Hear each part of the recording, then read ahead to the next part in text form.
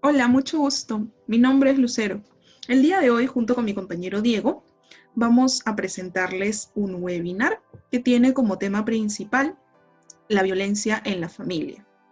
El día de hoy vamos a conversar acerca de cómo reconocer la violencia en mi familia o en mi hogar.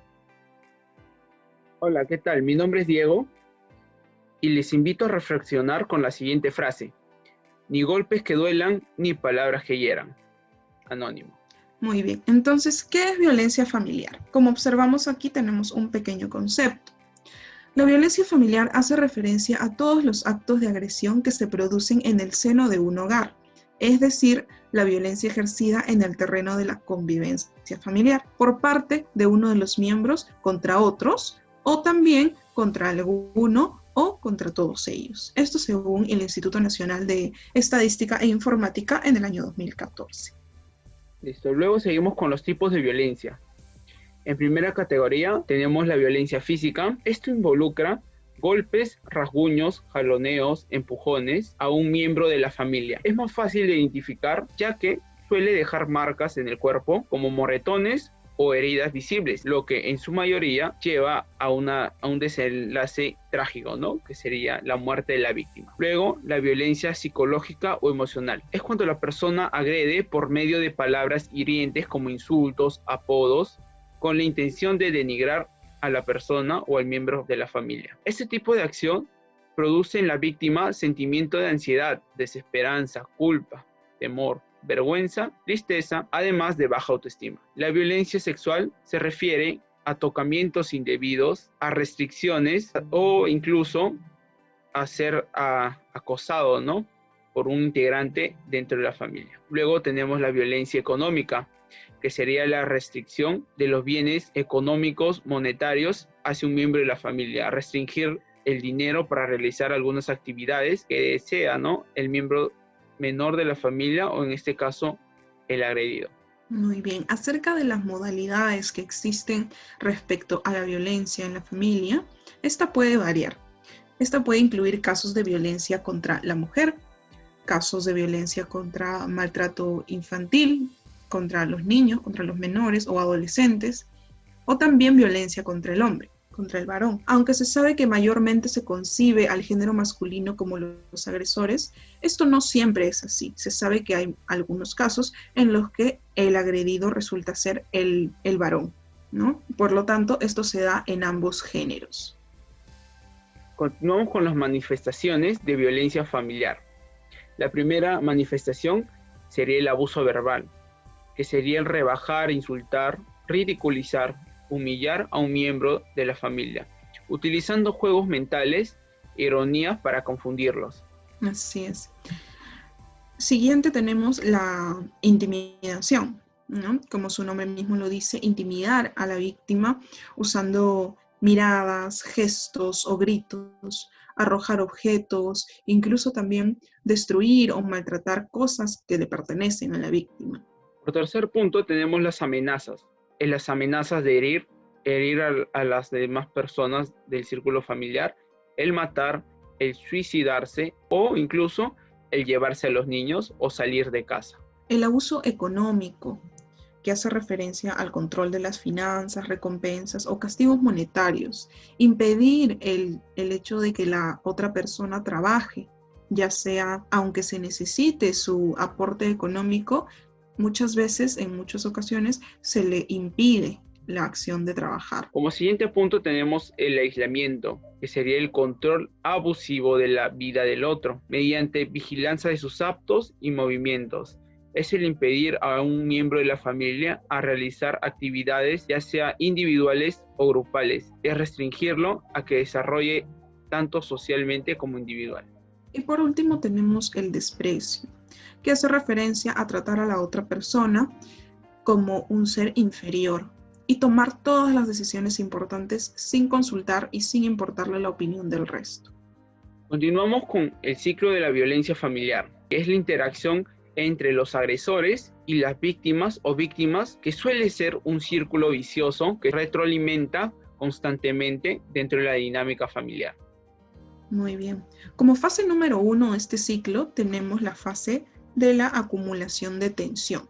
Esta fase hace referencia al incremento del comportamiento agresivo. El abuso físico y el abuso verbal incrementan, continúan. ¿Qué pasa también? Que el violento o el agresor, digamos en este caso, o agresora, impide a la víctima que se relacione con su círculo de confianza, ya sea familia o amistades, ¿no? Y esto se puede prolongar ya sea por un par de semanas, días, quizás meses o años. Y esto se va acortando con el transcurrir del tiempo. Luego de esto, seguimos a la fase 2, que sería el episodio agudo de la violencia. Ya comenzamos por la fase 1, donde sería acumular la atención de todos los problemas, discusiones. Entonces, en la fase 2 ya sería, una referencia sería como soltar el corcho de la botella.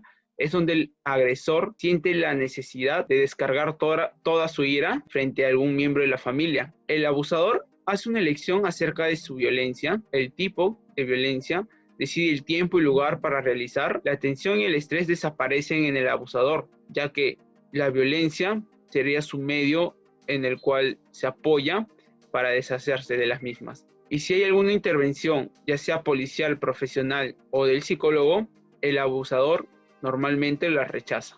Y como última fase de este ciclo de la violencia, tenemos la fase número 3, que es la etapa de calma y arrepentimiento. Como su nombre mismo lo dice, este es un periodo en el que no hay violencia y por el contrario existen muestras de amor y de cariño. El agresor o la agresora le da a la víctima esperanzas de que en algún momento va a cambiar, ¿no? Y actúa como si nada hubiera acontecido. Promete que buscará ayuda, promete que no volverá a hacerlo. Sin embargo, esto no es así. Y sin la intervención oportuna, existe una grandísima posibilidad de que la violencia haga una escalada y la severidad de la misma incremente. Listo, entonces continuamos con algunas recomendaciones. Como recomendación número 1, se recomienda solicitar asistencia por teléfono a la línea 100, que fue especialmente creada para reportar casos de violencia sexual y violencia familiar. Como segunda recomendación sería, pide ayuda al psicólogo o a un profesional, no tanto el agresor, sino la víctima, que acuda a un psicólogo para que reciba orientación, para que reciba ayuda psicológica, para que maneje mejor su dinámica familiar, para que ponga normas, límites dentro del hogar. Para esto sería la recomendación número 2. Número 3. Acudir inmediatamente a un hospital o centro de salud, ya sea que la lesión que se haya obtenido, que se haya dado después de algún pleito o pelea dentro del hogar haya sido grave o no. Como punto número 4 tenemos denuncia al agresor. No minimicemos algún acto de violencia de parte del agresor.